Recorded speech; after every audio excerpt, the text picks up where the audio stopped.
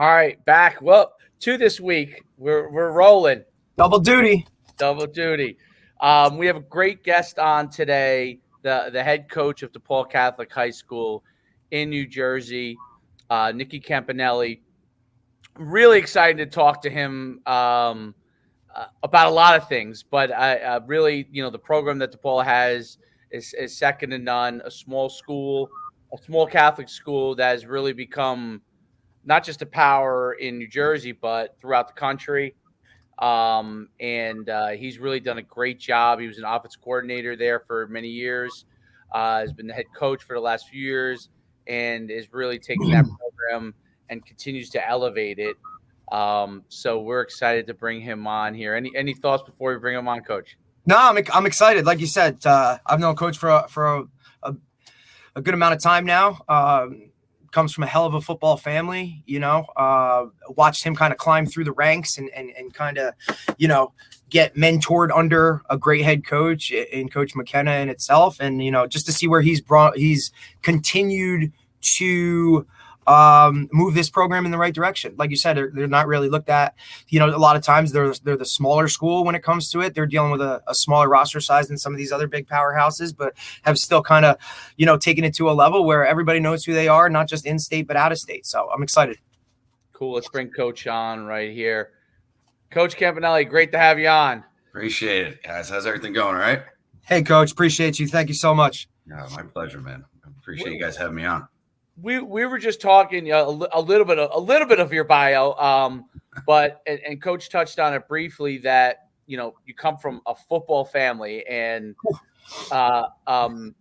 Coach D obviously knows it, having coached with your brothers, and I know obviously from knowing your brothers and you, and also from way back to when I was a youth football player. I remember going over, and this is a story probably a lot of people don't know about, but I don't remember what grade it was, 5th or 6th grade, and your father was the youth football coach. Yeah. And Vito, Yeah. well, I would say Vito was far advanced physically at a young age to everybody else, right? Yeah.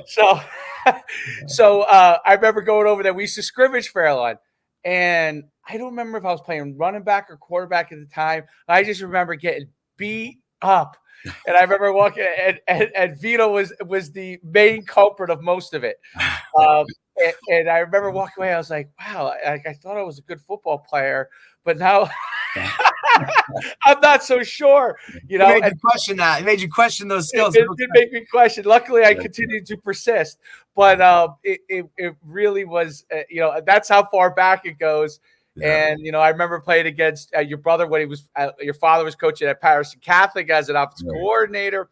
Yeah. And then obviously the rise of all of you guys, including yourself, each doing a different path. And that's why what we're really getting to was you carved out your own path, which I really like.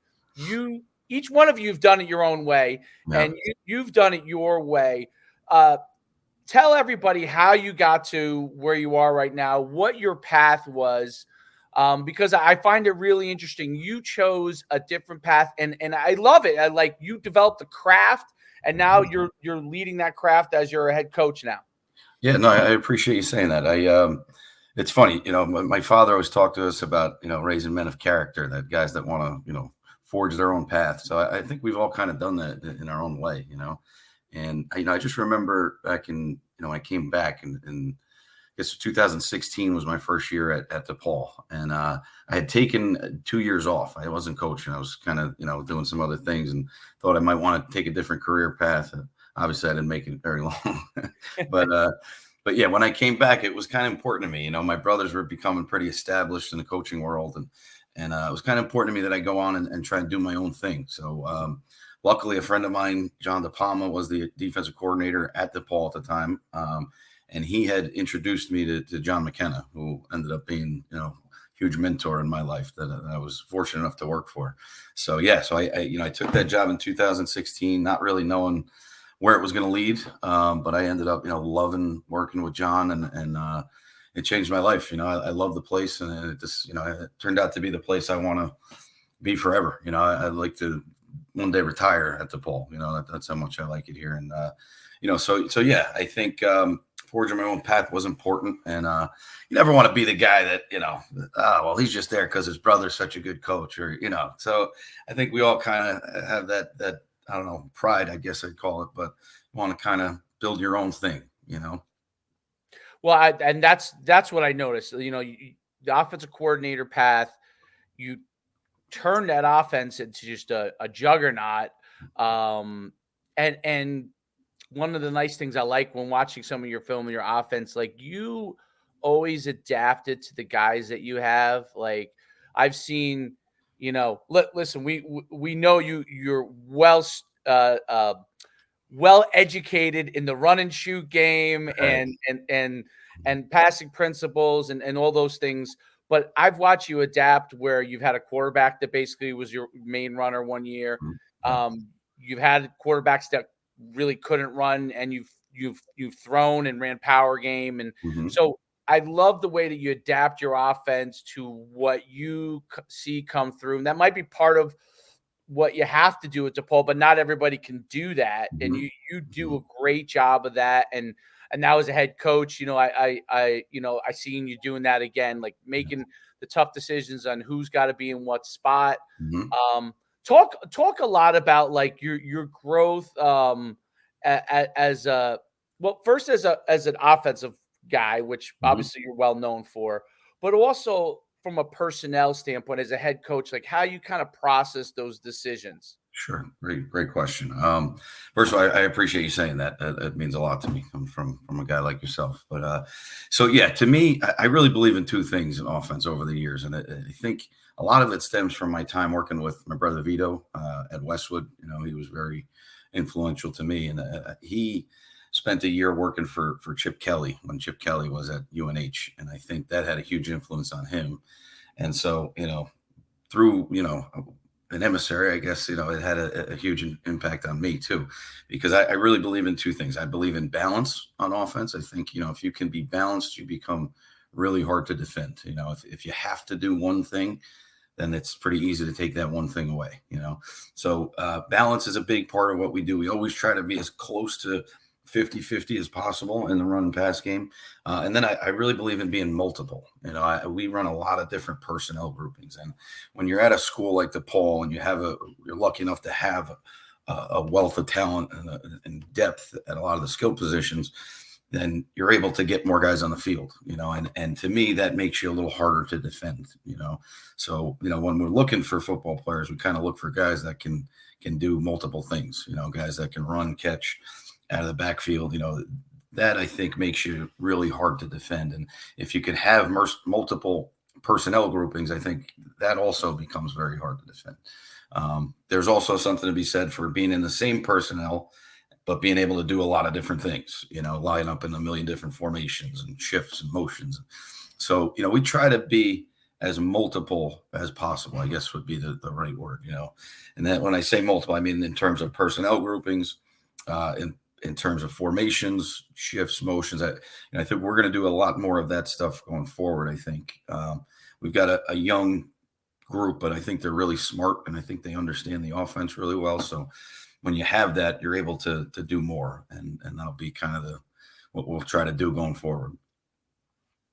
Yeah, that to me hits the core of what makes at least from a personnel standpoint, a guy who can become a fantastic coach, because the ability to adapt to personnel you have, give him multiple looks, even though you have whatever your core philosophy is, the core things you'd like to get done. And for the audience, whether someone, some coaches want to run power, some coaches want to, whatever their system is, but the ability to adapt it. And that I think is, and I think that's, you see that on film. To me, you see that on film. I see that year in and year out.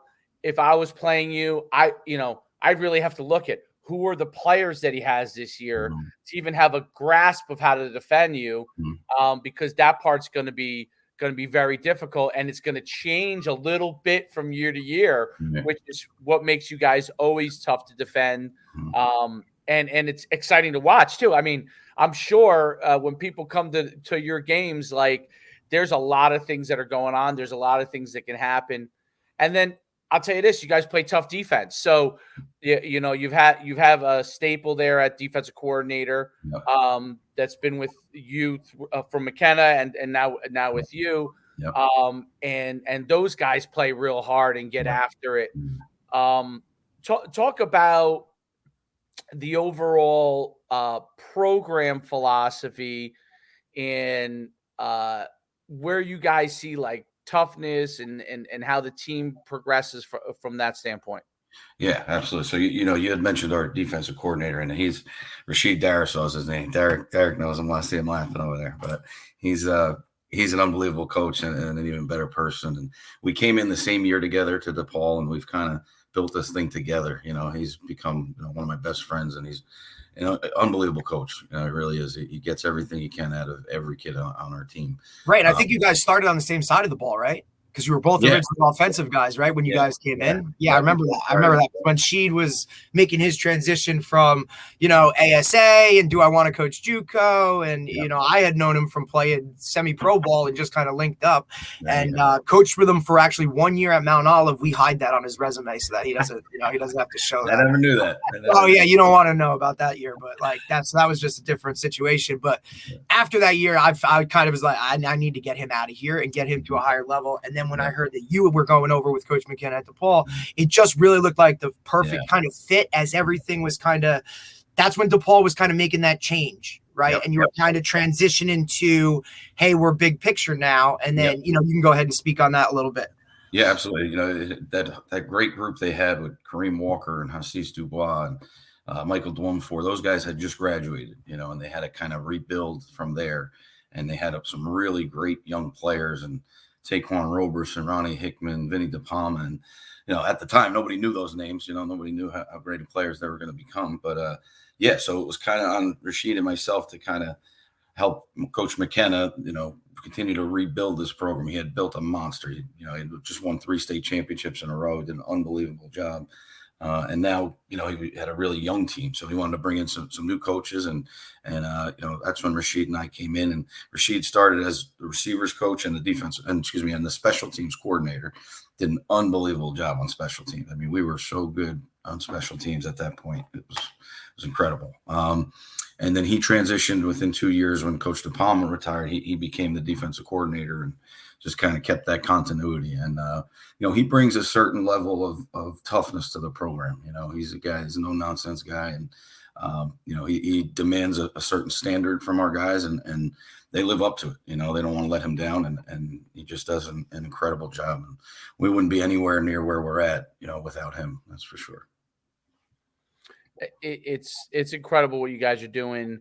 Let's shift a little bit to recruiting because I'm curious. You're at one of, I don't know what they call it now, the big six, I don't know, it just keeps going up. It's just like, hey, big five. How about just like the private, the good schools up north? Like for us, we get to say up north now, right? Like those guys up north. Now we can say that, dude. Like, it's so different. Yeah. Oh, yeah. When we first came down there, we were talking about how good football was up north, and people were like, yeah. And I'm like, just wait. You'll say. You guys, like, you forget it. They've got a system going, But in those schools, like, and obviously college coaches are aware of those schools. They have a brother that coaches in college, and at Syracuse in Nunzio, and from a recruiting standpoint, we probably have a million questions on this, but I'll start simple. I'll start simple. What is the process for you when you identify a kid on your team that you think is recruitable? And then what do you do? Because people always want to know, like, how do the pro coaches reach out? And obviously you in particular, DePaul, how do they identify a guy they think is a recruit? And then how do they start to put them through that process? Yeah, that's a great question. So we have a coach on our staff that strictly handles college recruiting. He doesn't coach a position. He's He's not an on-field coach, but he does an unbelievable job helping me get our kids recruited. His name's Brian Murray. He's kind of a legend up here in North Jersey. Everybody knows him. One of the best. He is. He's awesome, man. We're on and off. He's like the ultimate DFO slash I'll handle everything else so that you can go focus on coaching, right? Which is every program needs it, and this guy gets no credit unless you know the behind the scenes, but he makes it go, man. I really did. You're so fortunate to have a guy like that. No doubt. And he's been here for a long time. He was Coach McKenna's right-hand man the whole way through, and now he's my right-hand man. I mean, he's another guy that this program wouldn't be, where it is without him, So he's incredible with that. I mean, he has a database of college coaches that's endless, So, but to your question, and it's a great question, because this is the thing that I spend most of my time with away from football. I'm in guidance, luckily, so I'm able to help our players in the off season really help get themselves recruited and get their name out there. So what we do, and it's a great question, what we do is we start to identify early on, if we think a kid's going to be a high-level recruit. You want to start doing that as soon as possible, and not everyone is a Power 5 Division I football player, obviously, but those guys that are, and there's certain things that you have to have in order to do that, and I think a lot of parents and people that are involved in this don't understand, there's certain things that you just have to be. And, for instance, you can't play offensive line in the Big Ten if you're 6 foot.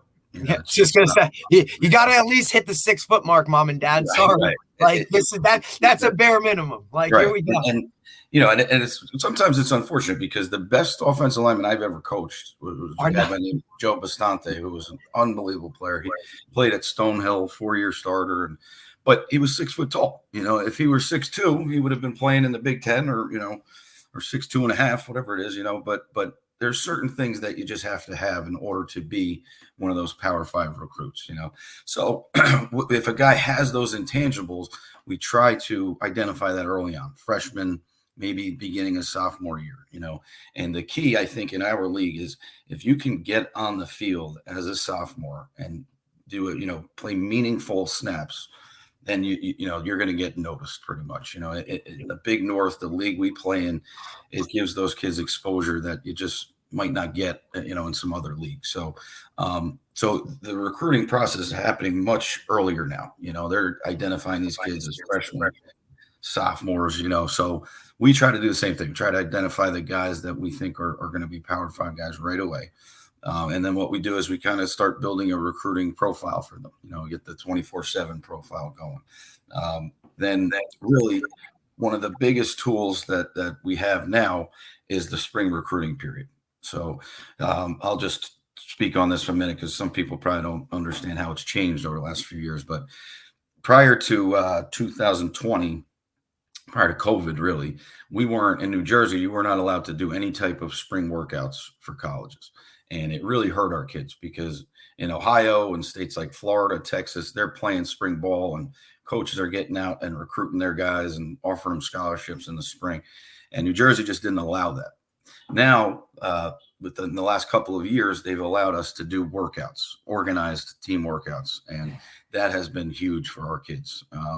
Just this spring, we had, I think, 6 or 7 guys in our rising junior class get Division I scholarships just through spring workouts, just by the colleges coming in and seeing them work out, so the way we do it is, once a week in spring recruiting in May and April, once a week, every Tuesday morning at 6 a.m., we get out on the field and we have a real workout. It's almost like a practice, and we'll have, 10, 12, 15 colleges out there kind of watching our kids run around and getting them the exposure that they need, and we do that for all our kids. We open it up for all our kids. Whoever would like to come is more than welcome. And, and then it's up to the college coaches to identify who they feel are fit for, for their system. And then we kind of go from there, and a lot of times what will happen is a guy will either get an offer right there, then and there after them seeing him in person, or they'll get invited to a camp, which is another huge part of the process.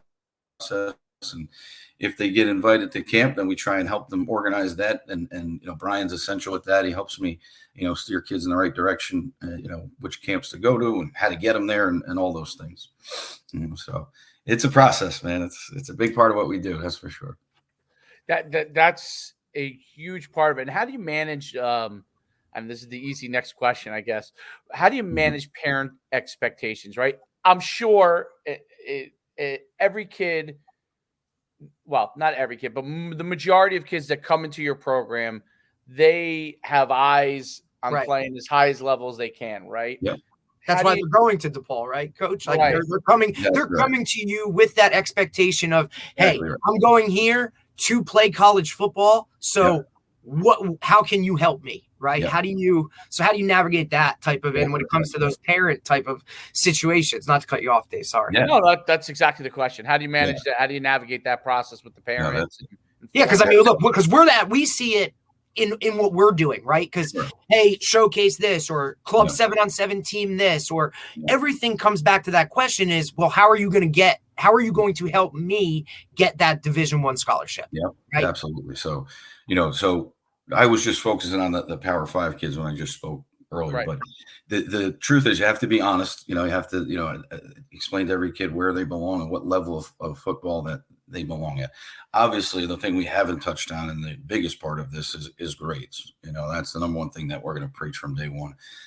We're going to check our kids' grades every 2 weeks. We're going to make sure that you're doing what you need to do in the classroom because, obviously, if you don't have grades, you don't have an option. Right. So what we do really to answer the question is we try to identify what level each kid belongs at. Right. And I don't make that decision myself. I talk to numerous people and college coaches and I get feedback from, all the different college coaches that I know and all the guys that come in to see our kids, so and through that, I'm able to kind of navigate where each kid belongs. Right. And then from there, that's when all the work gets done. It's so easy nowadays for a Power 5 kid to get recruited. I don't really have to do a whole lot of work, other than organizing, all right, let's get to this camp. Let's, meet these coaches. Let's, that's right. The extent You're not sitting there with a VHS tape cutting it up anymore. Those days are long gone. You know what I'm saying? Like you don't have to do any of that. Exactly right. And those guys are those really, really super talented guys. They kind of recruit themselves, where the work comes in for us coaches is the Division 2, 3, and the FCS level players. That's where you got to find a home for every guy. And thankfully, we have found a home. Every single player that's graduated from here, going back to when Coach McKenna was the head coach, every guy that has wanted to play college football has played college football. We've had a couple that, either went into the military or just chose to maybe play another sport or just not play at all. But every guy that has wanted to play football, we've been able to find a home. And, as I'm going into my third season as a head coach, I think the football, I don't think has changed for me. I think, that's kind of always the same. I think where I've learned to be a head coach is all the off the field stuff. I think I'm really starting to understand the recruiting process a lot better and what kids fit where and where they're going to get the most money to play the highest level, because the ultimate goal, I think, for every coach in high school and every player is to go get an education, right? It's to let football finalize your education, right? And we want to do that for the least amount of money at the highest level possible. I always tell our kids that's the goal. The goal is number one, to get an education. If football can help you pay for that education, then you damn sure better look into that. All right. So again, the goal is to get the best education for the least amount of money and maybe play the highest level of football. All right. In that order, and I think sometimes people forget that and they want to put football ahead of education, and that's simply not the way it works. That's a great point. I actually just wrote this down at 2344 where you said that, because that makes a ton of sense, to get the education, play at the highest level that you can, for the least amount of money. That makes a ton of sense. And from a parent standpoint, one of the things I noticed is over the years, and I'm obviously, I coached football for 20 years at the high school level, but I'm also on the other side with the camps and sure. The AAU side with the 7-on-7 and all that stuff, right? That's for lack of a better word. what I've noticed over the years is the parent expectations keep getting higher. Yeah. And it's kind of it's an interesting thing. I wouldn't say odd, but it's an interesting thing in the sense that there's more information than ever. Like, Yeah. it's pretty easy to go on any Twitter feed of any Division I program, readily accessible, see who is committing there and see their height, weight, 40. Yep. You can look it up pretty quickly, right? Absolutely. But for some reason, they seem a little more confused in that process. Uh-huh. And I go back and forth. I talk to Derek about this all the time. Like, I'll even rant. I'll go and rant. I'll rant even on Twitter because I don't have to worry about someone firing me. So I'll rant on Twitter, and so it kind of like boggles my mind that as much information is out there, people don't educate themselves as to what's going on. Literally spend an hour, 30 minutes to an hour, and just kind of get a feel for things, right? Yeah. What when you advise your parents, right? So you have a fantastic process, by the way, of identifying recruits from high level, having Brian Murray in there, having your staff. You have a really, really educated staff, not just from a coaching standpoint, but in the process from recruiting. How do you help parents? And I'm trying to figure out how to structure this question the right way. Yeah. How do you help parents educate themselves along the way? So when you say to them, hey, Miss Johnny, I think he's an FCS recruit, right? Mm-hmm. And that's always a touchy one. FCS is always the touchiest because I played FCS just like your brother Vito did. Yep. And I had one or two D1 offers, but almost all my offers were FCS, right? And you're always thinking like, I'm a higher level, right? That's just kind of the mindset, right? Parent thinks the same way, right? How do you kind of help them educate themselves so they go into the FCS school and they say, you know what, this is where we belong. This is where we want to be. Yeah. Well, that's a great question. I think, just communication, man, that is so key nowadays. When you don't communicate with your parents, then, negativity is going to creep in. They're going to think that maybe you're not doing everything you need to do for their son. And that should never be the case, So I think constant communication is important. I try to keep my cell phone on at all times. I try to be as accessible as possible at all times. I think that's so important. But honesty is everything, and I think you're right. You're absolutely right. I think parents don't realize what a great opportunity FCS football is.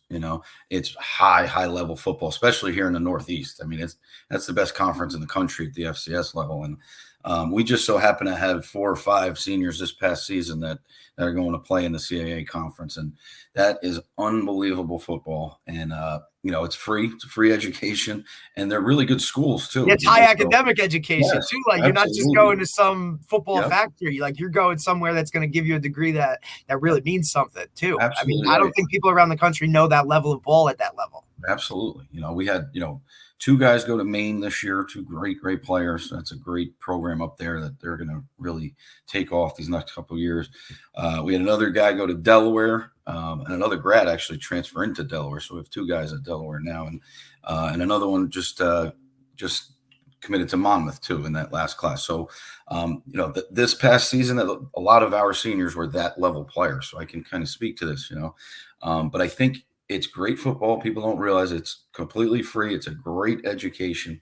And I think the other part of that is COVID really changed things, when it comes to that. I think a lot of these guys now, and not only COVID, but the transfer portal. Let me say that too. I think some of those guys that I just mentioned would have been FBS players prior to COVID and the transfer portal because there were just more scholarships available. Now between the two things, between COVID, eating up some scholarships, and then the transfer portal guys want to spend more scholarship offers on transfer guys than they do on high school kids. So I think that's made the FCS level schools that much better. I think it's raised the level of football in those conferences. And I think it's becoming a more and more viable option every day for kids. Yeah, there's no doubt about that. I think that's a great answer to it. The communication of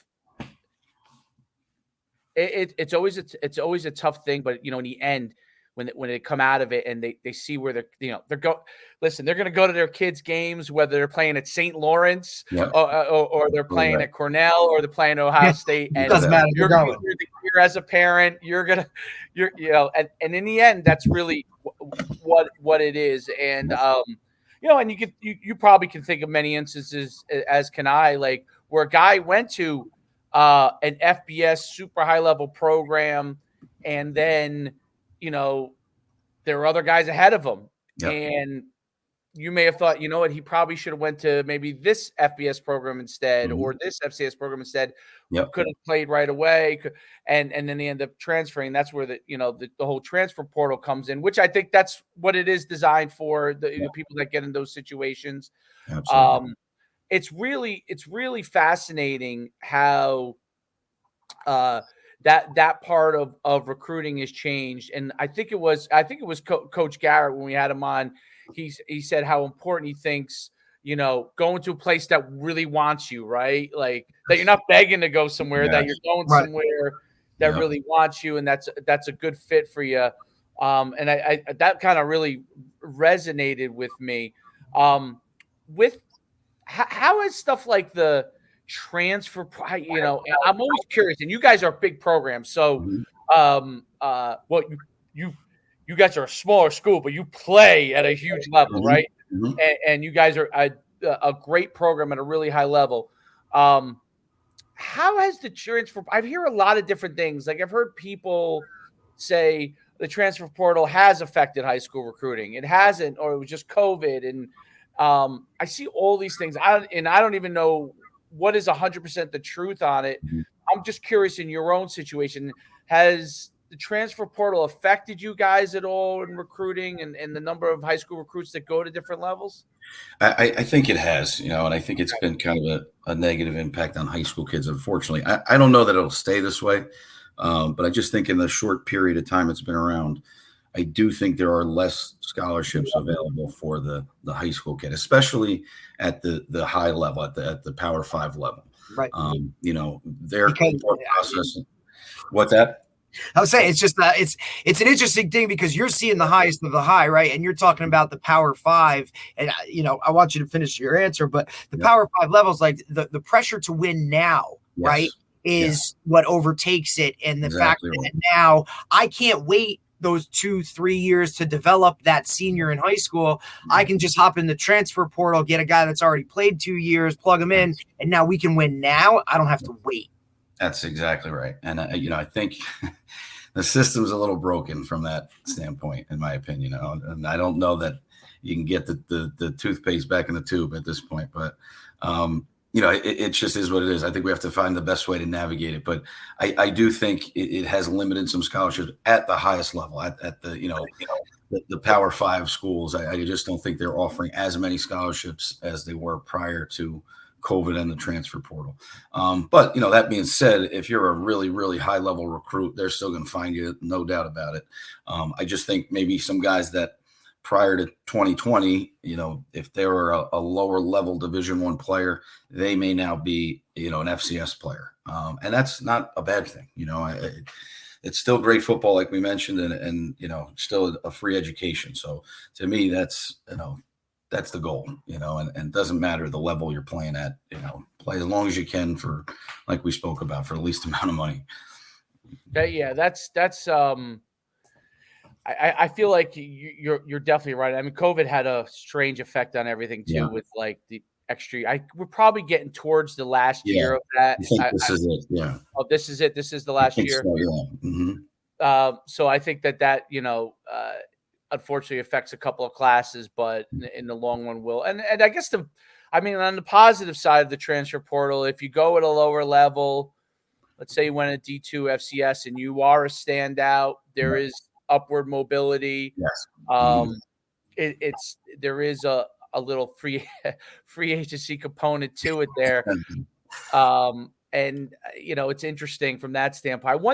I wonder also, does I don't even know if this does or not, but I've seen, me and Derek have seen some of the guys that play for our club,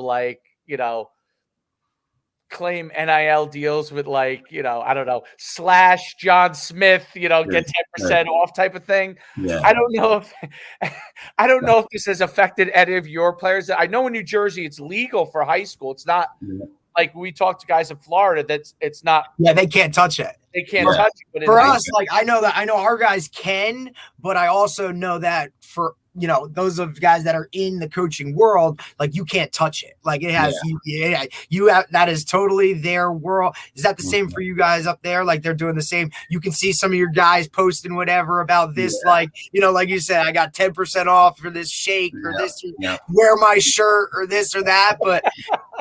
Murray doesn't handle that aspect of it, right? Not yet. He will. He will.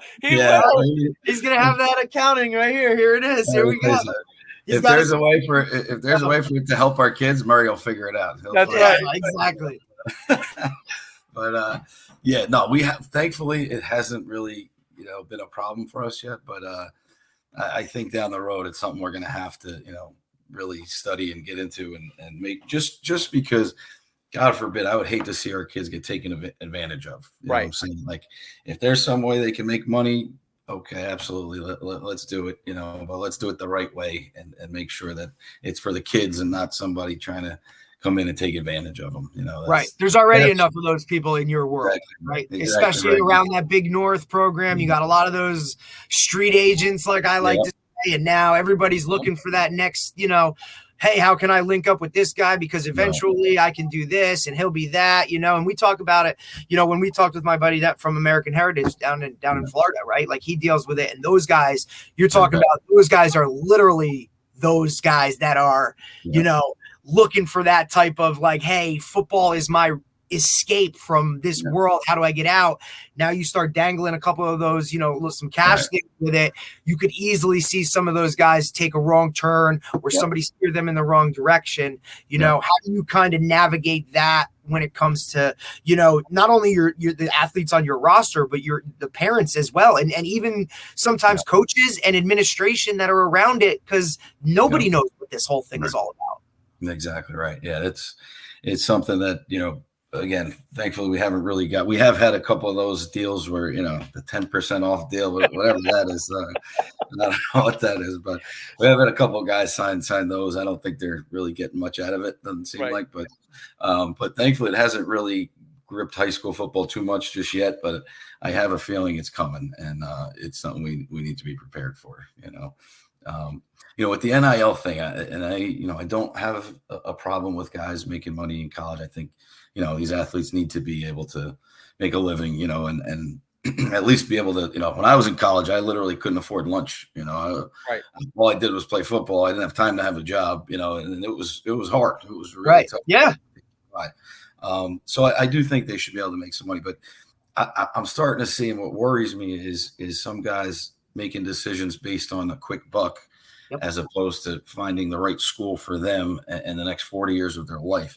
And the kids just aren't, they're not worldly enough yet to understand the difference, so that's what scares me about it is I really want, and I try to educate our kids as best as possible when it comes to that stuff, because, you don't want to, they might be dangling $25,000 in front of you to make to sign with their school, but that $25,000 isn't going to last very long. Right. And, whereas if you get a great education, and you're set. That lasts forever, right? That degree will last forever, so that's the thing that's scary about it. I think we have to be, as adults, really, really responsible. And these college coaches have a huge deal of responsibility on their plate, because to take advantage of a kid is the worst thing you could ever possibly do. Right. And we know that there are some of those guys that are out there that are going to do that. They're going to look to pry on or prey on and kind of take advantage of, the situations that as they come. So I think for us as coaches, just as we just need to provide that, that education and kind of give them and listen, we're only about a chapter ahead of the kids when it comes to this stuff. You know what I mean? Exactly. Like we don't know, we don't know really that much more than you do, other than hey, we have a little bit more financial literacy maybe because of the, having been an adult and having gone through some of that stuff. But, at the end of the day, how it's going to happen, it's going to come down to it. And we just need to really keep an eye under it so that it doesn't go somewhere that we're really not looking for it to go. Exactly right. I think you touched the confusion part on the things of choosing the right places is a big deal. I remember I was an NFL agent for 6 years, and I was coaching high school football at the same time, and it was interesting seeing how guys made decisions on what agent they went to. Like if they decided not to come to me or decided to come to me, what was the reasoning and why they chose. Like I remember guys just choosing agents because they got like 10 grand more, right? And I mean, literally, I know it seems like a big deal right now, but like the goal is to get into to make it as an NFL player, not to get the 10 grand right now for the next month and a half, right? So I could see how that over time begins to, because NIL eventually, I mean, I can't really figure out how it's going to get navigated other than agencies are going to be involved. I'm sure they already are at a certain level working with like collectives and stuff like that. So, Rutgers collective or UConn collective works with this. And like I just saw with UConn just has a collective now. You might not even know this, but there's like a famous girl TikToker, their whole family. Her name is D'Amelio or something. And they're worth She's just throwing the bag. The family with the girl was worth like, I mean, she was like 17, 18, worth like $100 million or $50 million. And the parents and the father went to UConn. So he just formed like a fund for UConn. I just saw it. That's the only reason why I can't. And so whatever they created a fund. I don't know what they're putting in the fund, but they created a fund, right? So those things are going to crop up more and more. Like Rutgers has their it's almost like a baseline salary, right? Like you go to Rutgers, everybody gets 30 grand. Right. Here's how it works, right? But that's the Rutgers chip-in fund. Like I call like Rutgers has a fund, right? And all these people are putting in. Now you're going to have individuals like a D'Amelio, which I'm a UConn. Obviously, I played at UConn. I'm all for it. Let's get some good players in there. But as far as from a recruiting standpoint, it's going to make it even stranger because it's not just like the more money you have, the more you're going to be able to do. Right. Individuals now create fun. Hey, what do we need? A receiver? All right, well, here's his NIL deal money. So get him on campus because look, we talked about it. Like, you go back to the whole, we talked about it. Like this is what's going to happen. Right. And I've heard, Coach Schuman speak on it before. And he's what's to stop guys now from turning an NIL deal into another scholarship? Right? How do we navigate that? They are actually right. So how do you navigate that? So there's a reason that Texas A&M and Jimbo can go out there and freaking, throw out. I've heard of scholarships because here's what it is. I know of specific instances where guys have gotten. Now, no one's ever going to say it. Guys have gotten walk-on stuff and are going for free. So that to me is interesting. Yep. I don't know how, I know that has to be. I mean, I'm sure they circumvent. I don't know how they circumvent it exactly, but that to me is incredible how that is actually able to happen where they can. They're able to that with NIL. I guess. Yeah. Yeah. That to me is something they need to fix. I might be a little behind here. Can you guys hear me? Yeah, I can hear you. Okay, sorry. Yeah, I think that's something they really need to fix because, now it's not an even playing field, right? If Michigan can offer 85 scholarships and then they can get 15 guys to walk on with NIL money, that's like having 100 scholarships, right? Whereas other schools can't do that. For instance, some of these lower level schools that just don't have the money to do that, now I don't think that's a fair playing field, obviously, Alabama, A&M, they have unlimited funds, right? So they can just get any kid they want to walk on and not have to pay for their education. So I think they got to really look into that at the NCAA level because that really kind of unevens the playing field. Yeah, because it goes back to like the 80s, really, because they changed all these rules in the I think when I was in high school, where you had 85 scholarships and all. Yeah. And I think FCS, I don't remember what it is exactly, 63 or 65, but they changed that because Penn State, used to offer 200 guys, bring in 200 guys on scholarship. Yep. Bring in 200 guys on scholarship. And I remember at Saddlebrook, they used to tell me this story all the time when I was coming through. And there was this guy who was this great athlete from the 70s. He was like at the Cath Elite. He was, could have went anywhere in the country, but Penn State he went to Penn State, and he was basically sat on the bench for 4 years as like, but he would have started at Temple. You know what I'm saying? Like, would have been a star at Temple. But they had him over there because they didn't want to play Temple and have to play against those players. Right. So I guess those guys go about it like it's almost like you're and look, and we can relate it back to you, Coach, right? At DePaul, I'm sure you see it where other guys around here kind of talk to guys that like, hey, am I going to go there? But, why don't you come to me just to keep them away from you? Absolutely. Like, hey, you're going to be this, you're going to be that, you're going to be this for me when, probably not going to happen. And but now that guy could have been your starter because at a school like back and forth, whatever it is, it's a different situation. You start to see it. And it's something that I'm sure you deal with. Certainly. Yep. Definitely goes on.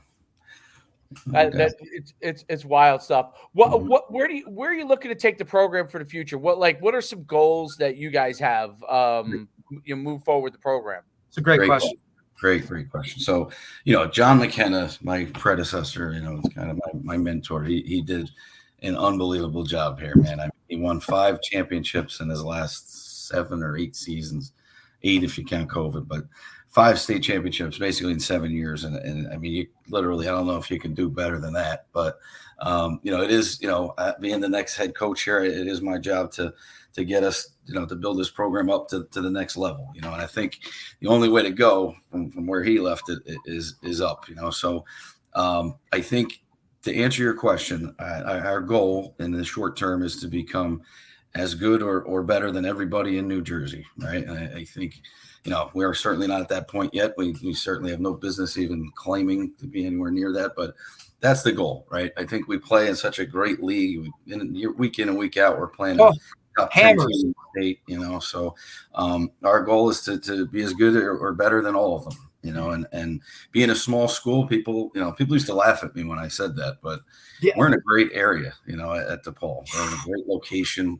We have tons of talent on our team right now. I'm really happy with where we're at right now. Not only this team, but as a program going forward, I think we got some great kids in our program, and they appreciate the opportunity that a school like DePaul is affording them. And to me, that's the most important thing. To have kids in your program that are ungrateful is, not a good thing. Certainly not anything that we would want. Luckily, we have great kids, and I really think we're headed in the right direction. I think this is the most talented team I think we've had. Not by any means the best team. We certainly have a lot of work in front of us, but I think it's as talented as a team as we've ever had. We're still young, and we're inexperienced in some areas, but I really think we got a good group here. A lot of really talented guys that are great kids and great young men. So I'm happy with where we're at. I think to answer your question, we want to become the best team in New Jersey. That's really Coach McKenna set the bar so high. There's really no other place to go. So we'll in so doing, we want to start playing some more out-of-state teams. We got a great game with Bishop McDevitt coming up this year on September 1st. They're a great team out in Harrisburg, PA, and then we want to start to play some teams nationally. We want to start to travel more and get a little bit onto the national scene.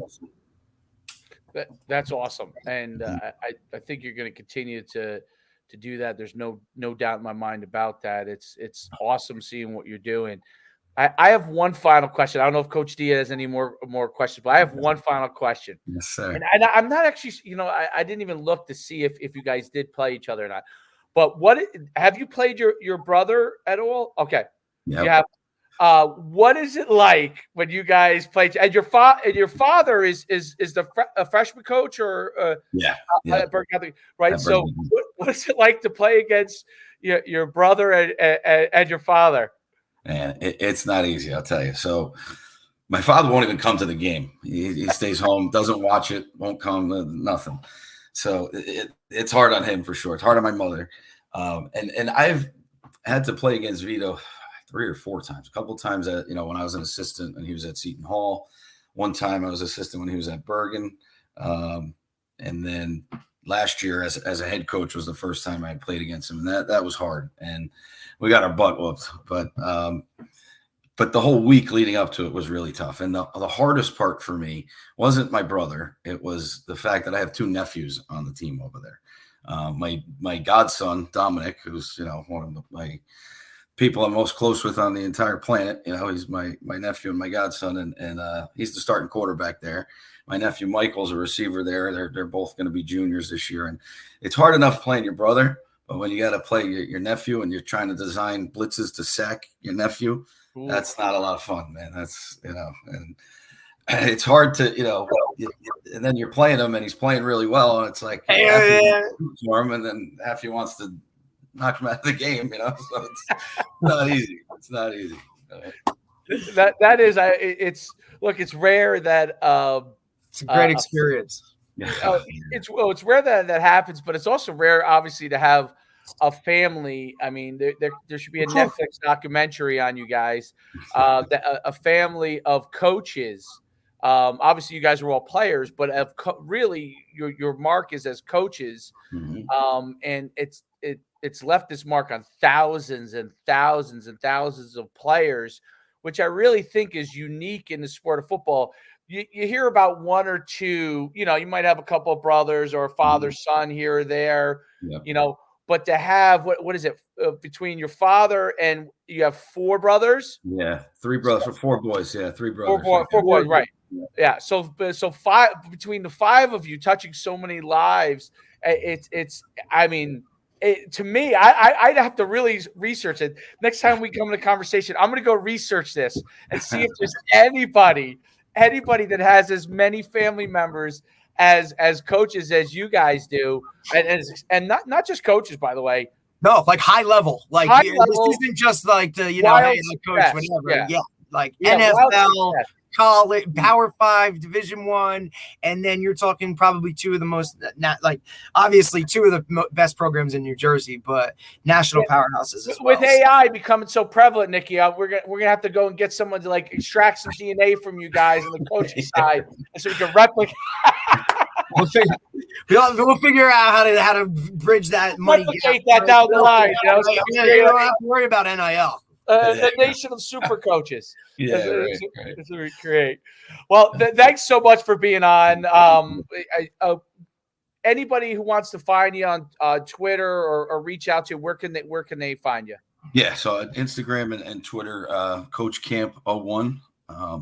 Pretty active on Twitter. It helps with the recruiting process of our guys. So yeah, always on there. And then, I myself and Brian Murray, aforementioned Brian Murray, we run the social media accounts for DePaul Catholic football too. So you can always reach us on there as well.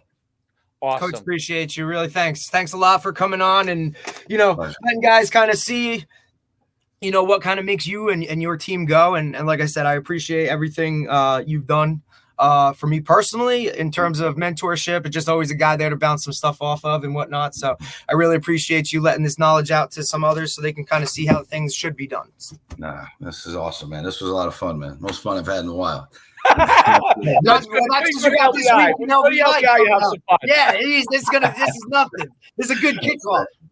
Awesome. All right, Coach. Have a great day. Thanks, Coach. Take care, bud. If we don't get our ass kicked this year, maybe you guys have me back on a little later on. All right. Well, we definitely will. Absolutely. We'll definitely have you on, Coach. All right, Coach. Thanks. All right, Coach. Bye-bye. Take care. Thanks. That was phenomenal. That's what it's all about. He's got listen, it's to come from, you know what I mean? Because he wasn't the brother in coaching, you know what I mean? It was kind of, hey, okay, let me get into this. And he kind of cut his own path a little bit, right? And then when he was like, yeah, I'm going to go to DePaul, right? Kind of leave Vito and kind of go do his own thing. And look, you and I have known Coach McKenna for God knows how long, right? Yeah, I mean, we've worked with him whenever. I've played against him. I've, coached against him, worked with great guy to learn from, right? And he's in a great spot, It's not really a school that, they're always they're forgotten about a lot, right? It's the Bergens, it's the Boscos, it's the St. Peters, right? DePaul comes in kind of on that second tier type thing, where it comes to it, just because they're a smaller school, but they can compete with anybody, and with that guy at the helm, I think he just has it in the right direction. Yeah. I love his demeanor. He's got great perspective on everything. Like really, you could see that he's taken a piece from all the different, his brother, his brothers, his father, different things, and made his own way of doing things, which is what I really love. He's created his own little trail, his own little path, right? Like, because he could have easily just I'm sure he could easily be at Bergen Catholic right now as his brother's OC. Just right. This is cool. Coaching his nephew, right? Like, this is great. Like, hey, my nephew's the quarterback, right? But no, he's on the other side trying to dial it up, how to knock him out of the game. So, and listen, and I think it's the same the other way. That kid's probably trying to say, hey, I'm going to throw 5 touchdowns on my Uncle Nick's defense. Absolutely. There's no right. It works the same way. So. Yeah. People really, what people don't understand too is you look at the entire family, right? Like he's the youngest, he's the head coach at DePaul. The oldest is the head coach at Bergen Catholic, now, right? Is he around, like your age? Is he? I think he's a little younger than me, actually. Okay. Or no, I'm sorry, he's older than me, but only by like a couple years, maybe like 2 or 3, something like that. And then, obviously Nunzio is the tight ends coach at Syracuse, and then Anthony's the linebackers coach with the Miami Dolphins, and has been through 2 or 3 head coaches, which in the coaching world, if you survive a head coaching change, right, and you're still on the staff, not once, but twice, maybe 3, you're obviously doing something right. So, I think it's really cool. It's funny because I had to open up with that story. Now he was probably like a baby. Oh, he was probably a baby. Yeah, probably a baby. Maybe not even born yet. I mean, he loves the fact that his dad doesn't go to the games. That was interesting. Yeah. I mean, I have so many questions that if I like to keep everybody under an hour, you know what I mean? And just because of the time, and we didn't even touch on any of the football knowledge stuff, because from quarterback play to offensive strategy to all that kind of stuff, and just overall his whole coaching demeanor in terms of, he really lets Rashid, his defensive coordinator, really kind of do your thing. I mean, when you go there and that, a couple of those things, I'd love to talk to him about kind of how, he's always got a smaller roster. So maybe he's not a true 2 platoon team where offense, defense, right? They try and do it as much as they can, but they probably have guys that have to go or have to do double duty, Also, the other thing I love that and one thing, this is what I'll take away from it, and I'll end with this, is I think there's a double-sided sword to using multiple formations and groupings and all that stuff. Not only are you maximizing your opportunity to do the best you can, but you're also utilizing more players, which now changes your roster where, hey, I go to DePaul, I can play, right? It's not just the same guy on the field for the same sets. You can now put guys in and out. Maybe guys are, hey, this guy is good at this right now, but as a young guy, so he can play right away. I think that groupings, multiple formation, all that kind of stuff, where you can get more players on the field in key roles and doing things sooner, I think just helps your program overall in terms of getting the players that you want. Well, in the long run, it actually does get you the players you want. And I think what's interesting about it is you do it initially out of necessity. Like I've always done it out of necessity. Multiple. I have to do this. Right. So figure out how to utilize a kid who has multiple skills helps you when you're trying to when you might have to play someone that's bigger and stronger than you.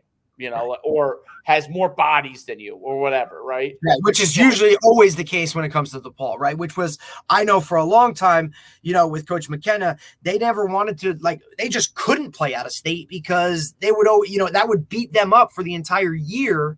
Now they just didn't have the amount of dudes, right, to do that. But now, him talking about traveling, I'd love to go see those guys play somebody, on a national level because they can definitely compete. Bishop McDevitt.